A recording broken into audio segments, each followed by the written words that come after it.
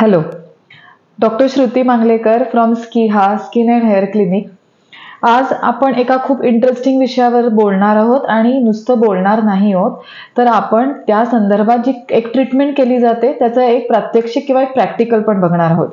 So सगळ्यात एक common problem बऱ्याचशा टीनेजर्सना असतो किंवा काही त्याच्यानंतरच्या वयामध्ये पण काही जणांना हा प्रॉब्लेम असतो आणि तो म्हणजे पोस्ट ॲक्ने पिटिंग स्कार्स किंवा पिंपल्स येऊन गेल्यानंतर चेहऱ्यावर पडणारे जे खड्डे असतात त्याचा. बरेचसे क्रीम्स, सिरम्स किंवा अनेक उपाय करूनही किंवा अनेक ठिकाणी जो जे सांगेल ते असे अनेक उपाय करूनही हे प्रॉब्लेम सुटत नाहीत किंवा हे खड्डे काही केल्या भरून येत नाहीत. तर त्यासाठी तुम्हाला फक्त आणि फक्त डॉक्टरच मदत करू शकतात. आणि माझ्याकडे अशीच एक पेशंट जी कॉर्पोरेटमध्ये काम करते आणि जिला तिच्या टीनेजमध्ये अशा प्रकारचे खूप पिंपल्स होते आणि ते पिंपल्स जेव्हा बरे झाले तेव्हा ते बरे होताना एक प्रॉब्लेम सोडून गेले आणि तो म्हणजे तिच्या चेहऱ्यावर, दोन्ही गालांवर आणि कपाळावर खड्डे सोडून गेले. आणि आज तिला असं झालं की पिंपल्स नाही आहेत, पण ते खड्डे तिला जास्त त्रासदायक ठरत आहेत आणि त्यासाठी ती माझ्याकडे आली. त्यासाठी मी तिच्यासाठी एक खूप छान ट्रीटमेंट प्लॅन तयार केला. काही अशी औषधंही आहेत की जी आत्ता नव्याने आलेली आहेत. नवीन नवीन कंपन्या ते तयार करत आहेत आणि ते मार्केटमध्ये आणत आहेत. सो अशा काही मेडिसिन्सचा, स्पेशलाइज्ड मेडिसिनची मदत आणि त्याशिवाय काही प्रोसिजर्स ह्याचा एक कॉम्बिनेशन असा एक छान पॅकेज मी तिच्यासाठी तयार केलं आणि त्याच्यातला तिचं आज सेकंड सेशन होतं. फर्स्ट सेशनमध्ये मी जी ट्रीटमेंट केली होती त्याच्याने तिला साधारण 20 to 30% पर्यंत फरक जाणवलेला आहे आणि आता ही जी सेकंड ट्रीटमेंट मी करणार आहे त्याला आम्ही म्हणतो मायक्रो निडलिंग. सो हे मायक्रो निडलिंग असतं ते एका स्पेशलाइज्ड इन्स्ट्रुमेंटनी आम्ही करतो आणि इतकंच नाही तर ते आपण कसंही करून चालत नाही. कुठल्याही अनट्रेंड माणसांकडनं करून घेतलेलं चालत नाही. ते व्यवस्थित तुम्हाला प्रॉपरली डॉक्टरांच्या हातूनच करून घेतलेलं गेलं पाहिजे. कारण याच्यामध्ये शेवटी नीडल्स या तुमच्या शरीराशी कॉन्टॅक्टमध्ये येतात. तुमचं ब्लड हे तुमच्या नीडल्सच्या कॉन्टॅक्टमध्ये येतं. सो चांगल्या स्टराईल कंडिशन्समध्ये आणि एक्सपर्टच्या हातून केली गेलेली ही ट्रीटमेंट नक्कीच तुम्हाला फायदेशीर ठरू शकते.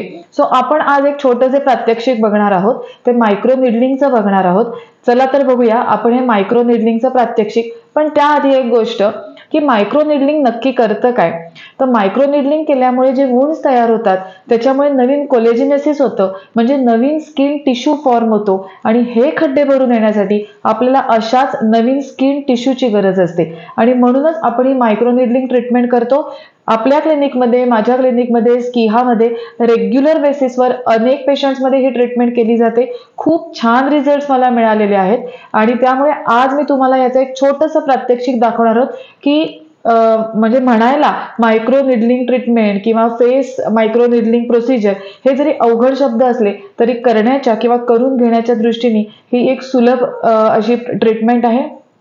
आम्ही पेन कमी करण्यासाठी किंवा तुमचं डिस्कम्फर्ट कमी करण्यासाठी नमिंग क्रीम्स किंवा तुम्हाला दुखणं कमी होण्यासाठी काही विशिष्ट प्रकारचे क्रीम्स अगोदर 10 ते 15 मिनिटं लावून ठेवतो. त्यामुळे तुम्ही आता व्हिडिओमध्ये बघालच की पेशंट एकदम कम्फर्टेबल आहे, पेशंटला कोणताही त्रास नाही आहे. त्याच्यानंतर ट्रीटमेंट झाल्यानंतरही आपण व्यवस्थित पेशंटची स्किन कूल डाऊन करतो आणि मगच पेशंटला आपण क्लिनिकमधनं अच्छा बाय बाय टाटा करतो.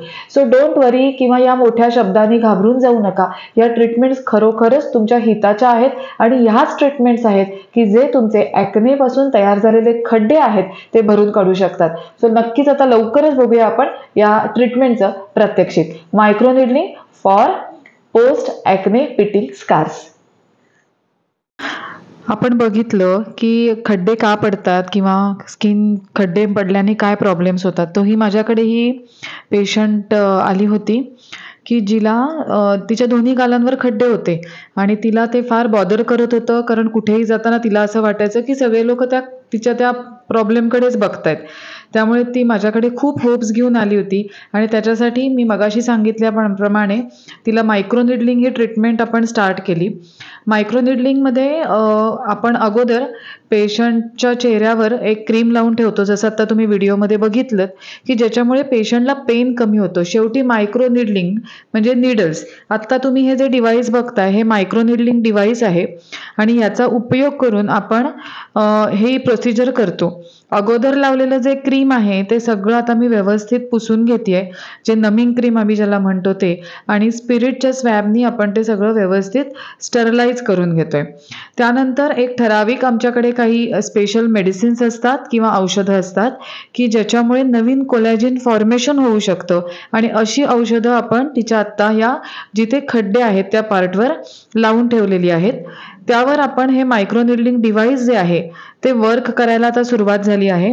तुम्ही नीट बघू शकता, याच्या आतमधल्या ज्या निडल्स आहेत त्या मागे पुढे अशा पद्धतीच्या डायरेक्शनमध्ये काम करतात आणि स्किनवर छोटे छोटे वुंड्स तयार करतात. याच्यामुळे होतं काय, या सगळ्याचा उपयोग असा होतो की त्याच्यामुळे नवीन कोलॅजिनेसिस होतं, म्हणजे नवीन कोलॅजिन फॉर्मेशन होतं. सोप्या शब्दात म्हणायचं तर नवीन स्किन टिश्यू फॉर्म होतो आणि त्यामुळे पेशंटचा जो खड्ड्यांचा प्रॉब्लेम आहे तो लवकरात लवकर सुटण्यासाठी नक्कीच खूप मदत होते. आता हे जे मायक्रो निडलिंग डिव्हाइस आहे हे मी वेगवेगळ्या डायरेक्शन्समध्ये, ठराविक डायरेक्शन्समध्ये ज्या आम्हाला ज्या पद्धतीने शिकवलं गेलेलं असतं तसं फिरवतोय, आणि ते झाल्यानंतर आपण ॲक्च्युली कूलिंग प्रोसेस करतो. सो कशी वाटली तुम्हाला ही प्रोसिजर? सोपी आहे ना? म्हणजे करायला तर सोपी आहेच आमच्यासाठी, आणि करून घ्यायला तुमच्यासाठी पण कमी त्रासाची आहे, पण रिझल्ट्स मात्र खूप छान आहेत. त्याच्यामुळे तुमच्यापैकी कुणाला, तुमच्या मित्रमंडळींपैकी कुणाला जर असे प्रॉब्लेम्स असतील तर नक्कीच तुम्ही माझ्याशी संपर्क साधू शकता आणि आपण याच्यावर नक्कीच एक चांगला तोडगा काढू शकू, आणि त्यासाठी तुम्ही नक्कीच मला संपर्क करा. सो सी यू सून, आणि नवीन एखादा व्हिडिओ घेऊन, नवीन एखादी प्रोसिजर घेऊन मी नक्कीच तुमच्यासमोर येईन. Till then, bye bye.